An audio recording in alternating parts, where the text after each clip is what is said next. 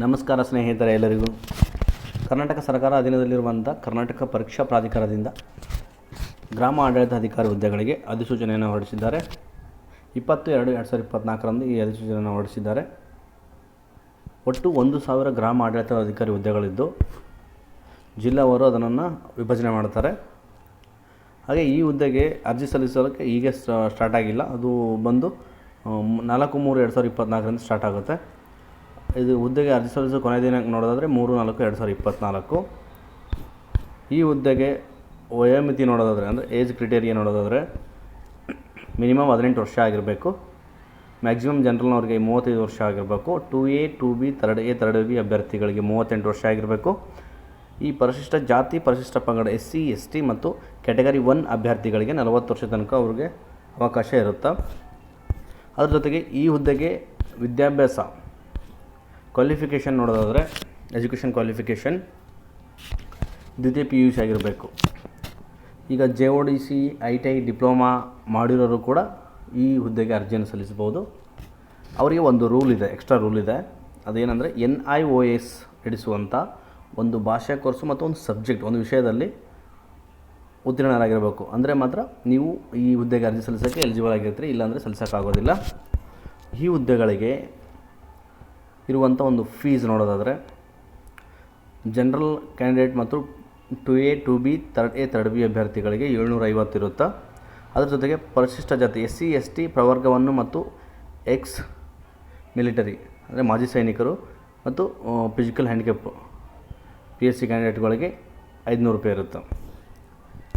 ಈ ಹುದ್ದೆಗೆ ಒಟ್ಟು ಪತ್ರಿಕೆ 1 ಪತ್ರಿಕೆ 2 ಎಕ್ಸಾಮ್ ಇರುತ್ತೆ.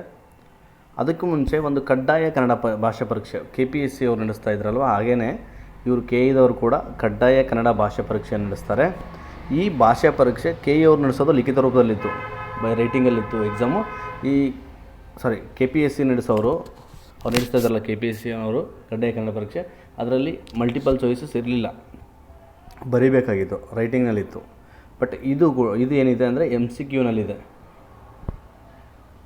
ಬಹು ಆಯ್ಕೆ ಮಾದರಿ ಪತ್ರಿಕೆ ಆಗಿರ್ತದೆ. ಒಟ್ಟು 150 ಮಾರ್ಕ್ಸ್ಗಳಿರ್ತವೆ ಕಡ್ಡಾಯ ಕನ್ನಡ ಪರೀಕ್ಷೆ.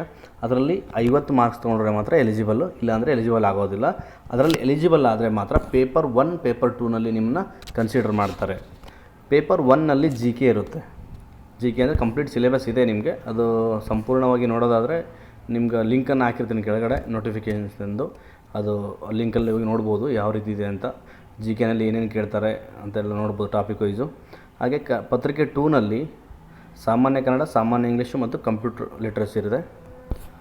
ಹಾಗೆ ಈ ಎಕ್ಸಾಮಲ್ಲಿ ಪ್ರತಿ 4 ತಪ್ಪು ಉತ್ತರಗಳಿಗೆ 1 ಸರಿ ಉತ್ತರವನ್ನು ತೆಗಿತಾರೆ. ಹಾಗೆ ಈ ಹುದ್ದೆಗಳ ವಿವರಗಳು ಅಂದರೆ ಡಿಸ್ಟ್ರಿಕ್ಟ್ ವೈಸ್ ವಿವರಗಳನ್ನು ನೋಡೋದಾದರೆ ನಾನ್-HK ಅಂದರೆ ಹೈದರಾಬಾದ್ ಕರ್ನಾಟಕ ಅಲ್ಲದ ಮೂಲ ವೃಂದದ ಹುದ್ದೆಗಳು ನೋಡೋದು, ಉಳಿಕೆ ಮೂಲ ವೃಂದದ ಹುದ್ದೆಗಳು ನೋಡೋದಾದರೆ ಬೆಂಗಳೂರು ನಗರಕ್ಕೆ 32 ಇದೆ, ಬೆಂಗಳೂರು ಗ್ರಾಮಾಂತರ 34 ಇದೆ, ಚಿತ್ರದುರ್ಗ 32 ಇದೆ, ಕೋಲಾರ 45, ತುಮಕೂರು 73, ರಾಮನಗರ 51 ಇದೆ, ಚಿಕ್ಕಬಳ್ಳಾಪುರ 42 ಇದೆ, ಶಿವಮೊಗ್ಗ 31 ಇದೆ, ಮೈಸೂರು 66 ಇದೆ, ಚಾಮರಾಜನಗರ 55 ಇದೆ, ಮಂಡ್ಯ 60 ಇದೆ, ಹಾಸನ 54 ಇದೆ, ಚಿಕ್ಕಮಗಳೂರು 23 ಇದೆ, ಕೊಡಗು 6 ಇದೆ, ಉಡುಪಿ 22, ದಕ್ಷಿಣ ಕನ್ನಡ 50 ಇದೆ, ಬೆಳಗಾವಿ 64, ವಿಜಯಪುರ 7 ಪೋಸ್ಟ್ ಇದೆ, ಬಾಗಲಕೋಟೆಗೆ 22 ಇದೆ, ಧಾರವಾಡಕ್ಕೆ 12 ಇದೆ, ಗದಗ 30 ಇದೆ, ಹಾವೇರಿ 34 ಇದೆ, ಉತ್ತರ ಕನ್ನಡಕ್ಕೆ 2 ಇದೆ, ಕೊಪ್ಪಳ 3 ಇದೆ, ಬಳ್ಳಾರಿ 3 ಇದೆ, ಬೀದರ್ 5, ಯಾದಗಿರಿ 8, ವಿಜಯನಗರಕ್ಕೆ 3. ಈ ಕೊಪ್ಪಳ, ಬಳ್ಳಾರಿ, ಬೀದರ್, ಯಾದಗಿರಿ, ವಿಜಯನಗರ ಈ ಹುದ್ದೆಗಳೇನಿದ್ದಾವಲ್ಲ ಮೇಲ್ಗಡೆ ಇರೋವಂಥವು, ಈ ಹುದ್ದೆಗಳು ನಾನ್-HKದಲ್ಲಿ ಅಂದರೆ ನಾನ್ ಕಲ್ಯಾಣ ಕರ್ನಾಟಕದಲ್ಲಿರೋವು. ಇನ್ನು ಕಲ್ಯಾಣ ಕರ್ನಾಟಕದ ಹುದ್ದೆಗಳು ಸಪ್ರೇಟ್ ಆಗಿದೆ. ಇದು ಕೆಳಗಡೆ ಇದೆ ನೋಡಿ. ಕಲಬುರಗಿ 67 ಪೋಸ್ಟ್ ಇದೆ ಅಂದರೆ ಕಲ್ಯಾಣ ಕರ್ನಾಟಕ HKನಲ್ಲಿ. ರಾಯಚೂರು 4 ಇದೆ, ಕೊಪ್ಪಳ 16 ಇದೆ, ಬಳ್ಳಾರಿ 14 ಇದೆ, ಬೀದರ್ 19 ಇದೆ, ಯಾದಗಿರಿ 1 ಇದೆ HKನಲ್ಲಿ ಅಷ್ಟೇ, ವಿಜಯನಗರ 10 ಪೋಸ್ಟ್ ಇದೆ. ಹಾಗೆ ಇದಕ್ಕೆ ಒಂದು ವಿಶೇಷವಾದ ಸೂಚನೆ ಕೂಡ ಇದೆ. ಅಂದರೆ ಒಂದು ಜಿಲ್ಲೆಗೆ ಅರ್ಜಿ ಸಲ್ಲಿಸಿದವರು ಮತ್ತೊಂದು ಜಿಲ್ಲೆಗೆ ಅರ್ಜಿ ಸಲ್ಲಿಸುವಂತಿಲ್ಲ.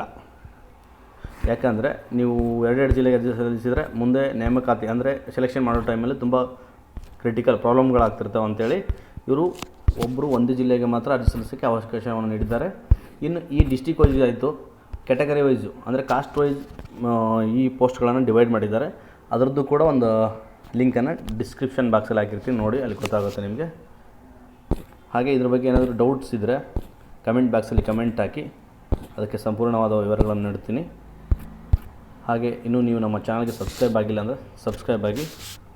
ವಿಡಿಯೋ ನೋಡಿದ್ದಕ್ಕೆ ತುಂಬ ಧನ್ಯವಾದಗಳು. ಥ್ಯಾಂಕ್ ಯು ಎಲ್ಲರಿಗೂ.